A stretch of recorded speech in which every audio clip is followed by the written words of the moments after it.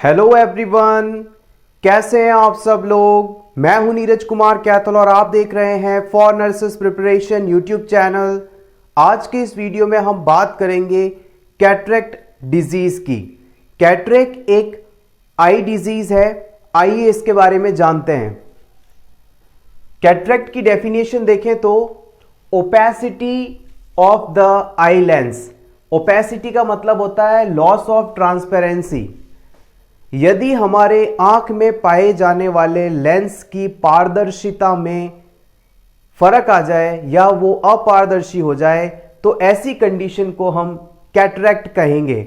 जैसे एग्जांपल लीजिए, मैंने ये चश्मा पहना है, चश्मे के आगे जो लेंस लगा है, ग्लास लगा है, यदि इस ग्लास में स्क्रैचेस आ जाएं या फिर कोई ऐसी चीज इस पर चिपक जाए या डस्ट चिपक जाए तो क्या होगा?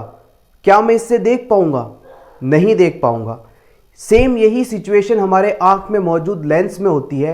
यदि उस लेंस के ऊपर लेंस में मौजूद प्रोटीन की स्ट्रक्चर्स में किसी तरह का बदलाव आ जाए तो उसकी पारदर्शिता, ट्रांसपेरेंसी, आर पार देखने की क्षमता कम हो जाती है। यही कहलाता है कैटरेक्ट।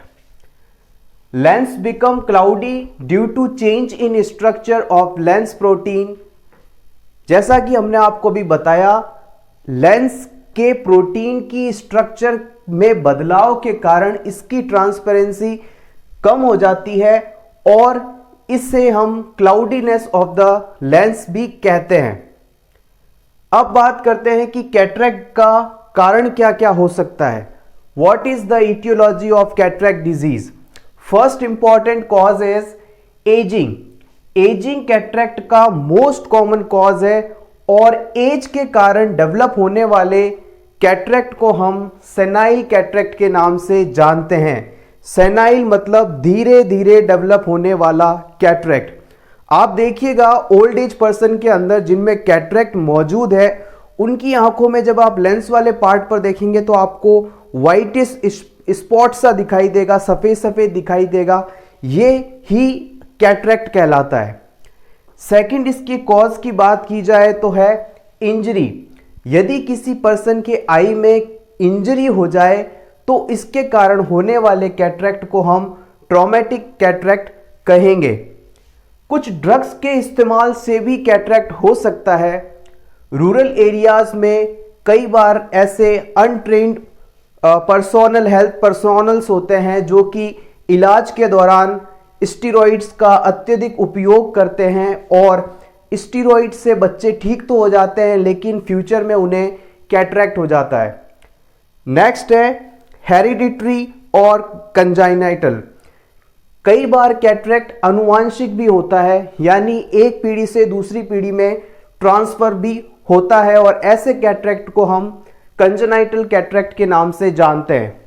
इसके अलावा यदि पर्सन लंबे समय से अल्ट्रावायलेट लाइट के कांटेक्ट में रहे तो भी कैटरेक्ट डेवलप हो सकता है।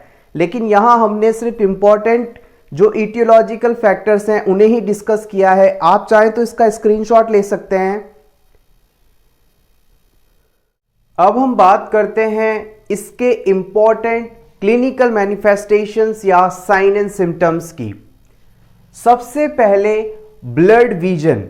ब्लड विजन का मतलब है पर्सन को धुंधला दिखाई देगा। फिर आता है decrease colour perception. It is a early sign. Person किस कलर का कोई वस्तु है उसे बता नहीं पाएगा। कलर परसेप्शन डिक्रीज हो जाएगा, रंगों को पहचानने की क्षमता घट जाएगी और ये कैटरेक्ट का अर्ली साइन है। उसके बाद ओपेक और cloudy white pupil. It is a late sign. Opaque या क्लाउडी व्हाइट प्यूपिल, जैसा कि हमने बताया था कि पर्सन्स की जब कैटरेक्ट बहुत अच्छी मात्रा में डेवलप हो जाता है, ज्यादा डेवलप हो जाता है, तो उस समय आप पर्सन की आईज में देखते हैं तो आपको व्हाइटिश स्पॉट दिखाई देता है, तो उसे हम ओपेक या क्लाउडी व्हाइट अपीयरेंस ऑफ प्यूपिल कहेंगे और ये कैटरेक्ट डिजीज का लेट साइन है। उसके बाद नेक्स्ट आता है रिड्यूस विजुअल एक्यूटी। पर्सन की देखने की क्षमता लगातार घटती जाएगी, विजुअल एक्यूटी रिड्यूस हो जाएगी। नेक्स्ट है gradual loss of vision without pain. Person के आंखों में किसी भी प्रकार का पेन नहीं होगा और उसके चश्मे का नंबर लगातार बढ़ता चला जाएगा, यानी उसके देखने की क्षमता लगातार घटती चली जाएगी। पर्सन में फोटोफोबिया या फिर डिप्लोपिया हो सकता है। फोटोफोबिया का मतलब है उसे धूप में जाने पर, धूप में देखने पर, सनलाइट में जाने पर आंखों में प्रॉब्लम होगी, आंखें नहीं खोल पाएगा, इरिटेशन होगी या फिर डबल विजन होगा, उसे एक ही ऑब्जेक्ट दो दिखाई देंगे, इसे डिप्लोपिया कहते हैं। अब बात करते हैं कैटरेक्ट डिजीज के ट्रीटमेंट की या मैनेजमेंट की।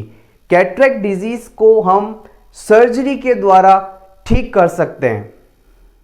अब बात करते हैं कौन सी सर्जरी कैटरेक्ट के इलाज हेतु यूज की जाती है। सर्जरी का नाम है फैको इमल्सिफिकेशन। फैको इमल्सिफिकेशन, आइए इसके बारे में जानते हैं। It is a choice of treatment for cataract. ये कैटरेक्ट के लिए चॉइस ऑफ ट्रीटमेंट माना जाता है। Eye lens broken by ultrasonic vibration और laser and broken lens extracted by suction.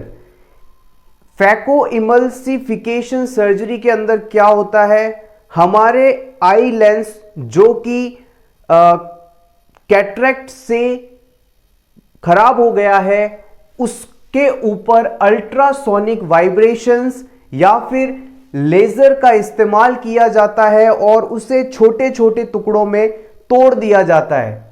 ऐसा करने के बाद सक्शन के द्वारा इस टूटे हुए लेंस के टुकड़ों को हमारी आंख से सक करके निकाल लिया जाता है।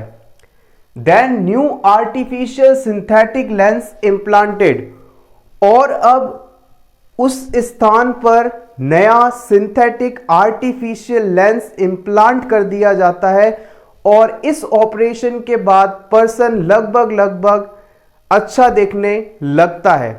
अब जानते हैं इस सर्जरी के बाद कुछ विशेष बातों को ध्यान रखना आवश्यक होता है, जैसे अवॉइड आई स्ट्रेनिंग। हमें लंबे समय तक एक ही चीज को नहीं घूरना है ऑपरेशन के बाद, इससे आपको तकलीफ हो सकती है। हमें स्नीजिंग नहीं करना है, छींकना नहीं है, इससे हमारे आईज पर प्रेशर पड़ सकता है। पर्सन में कॉन्स्टिपेशन ना डेवलप हो, इसका भी विशेष ध्यान रखना चाहिए। पर्सन को कॉन्स्टिपेशन के लिए मेडिसिन देनी चाहिए और उसे कहना चाहिए कि वॉइडिंग के समय आप बिल्कुल भी स्ट्रेनिंग ना करें, जोर ना डालें, इससे आंखों पर प्रेशर पड़ता है। वॉमिटिंग भी पर्सन में ना हो, इसके लिए हमें ध्यान रखना चाहिए। पर्सन को आगे की तरफ बेंड नहीं होना है, झुकना नहीं है, क्योंकि इससे पर्सन को हैवी लिफ्टिंग भी नहीं करना है, उससे भारी चीजों को नहीं उठाना है, इससे भी पर्सन की आईज पर प्रेशर पड़ता है और ऑपरेशन के बाद ये अच्छा नहीं माना जाता, पर्सन को प्रॉब्लम हो सकती है। ऑपरेशन के बाद पर्सन को अपनी आईज को रब नहीं करना है, रगड़ना नहीं है, मसलना नहीं है। नेक्स्ट है glasses must worn all time. Person को डॉक्टर द्वारा सजेस्ट किए हुए आई ग्लास, चश्मे लगातार और हमेशा पहन कर रखने हैं, इससे उन्हें आईज को प्रोटेक्शन मिलेगी। सो एवरीवन, ये हमारा कैटरेक्ट से रिलेटेड ऑल इंपॉर्टेंट और शॉर्ट वीडियो था। आप चाहें तो इसका स्क्रीनशॉट ले सकते हैं आपके रिवीजन के लिए। आई होप ये वीडियो आपको अच्छा लगा होगा। अगर ये वीडियो आपको अच्छा लगा हो तो प्लीज़ इस वीडियो को लाइक कर दीजिए, अपने दोस्तों के साथ शेयर करें और for nurses preparation YouTube channel को सब्सक्राइब कर लें। इस चैनल पर हम रेगुलरली इसी तरह के इंफॉर्मेटिव वीडियोस अपलोड करते हैं। Thank you so much once again and all the best.